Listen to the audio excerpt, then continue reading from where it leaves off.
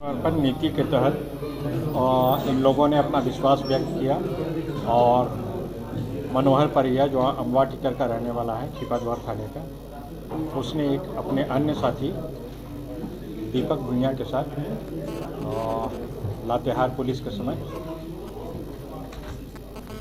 हमारी पूरी team CRPF की पूरी टीम डीआई साहब, मुख्यालय से आए हुए एसपी कमांडेंट साहब और जितने भी यहाँ बटालियन के लातेहार में प्रतिनिधित्व बटालियन के सारे सदस्यों के सामने इन लोगों ने आत्मसमर्पण किया है।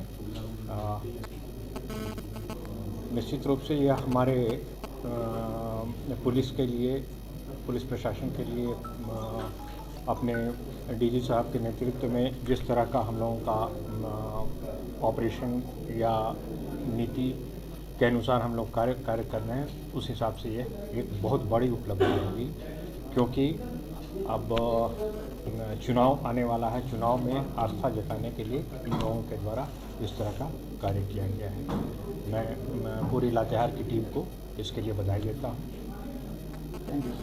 लोग जानते हैं कि लातेहार की जो पूरी टीम है सुरक्षा बल की, जिसमें सीआरपीएफ, कोबरा और लातेहार पुलिस लगातार पिछले 2 साल से बड़े बड़े अभियान के माध्यम से हम लोग इस क्षेत्र को नक्सल मुक्त करने की दिशा में कार्य कर रहे हैं। इसी सिलसिले में मनोहर परिया जो 10 लाख के इनामी हैं और जेजेएमपी के जोनल कमांडर, और ये अपने दस्ता के साथ जो भी अमवा टिकर जो छिपाद्वार और क्षेत्र में लगातार सक्रिय थे, तो हमारी टीम के द्वारा, सीआरपी के द्वारा लगातार इनके परिवार वालों को कांटेक्ट किया गया। उनको जो सरकार की पुनर्वास और आत्मसमर्पण नीति है उसके बारे में बताया गया, तो उससे कन्विंस होकर के और इन्होंने तय किया है कि मुख्य धारा में जुड़ेंगे।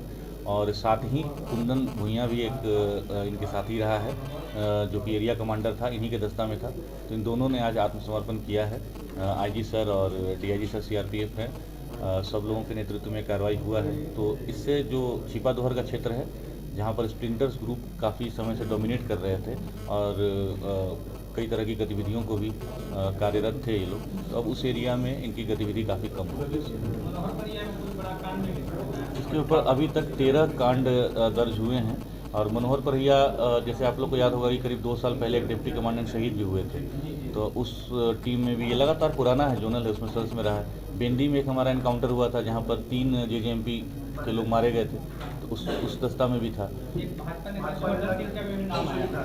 हाँ, वो भी एक केस है। तो ऐसे अभी तक तो 13-14 केस हम लोग के संज्ञान में आया है। हो सकता है इसकी संख्या और बढ़े भी आने वाले समय में।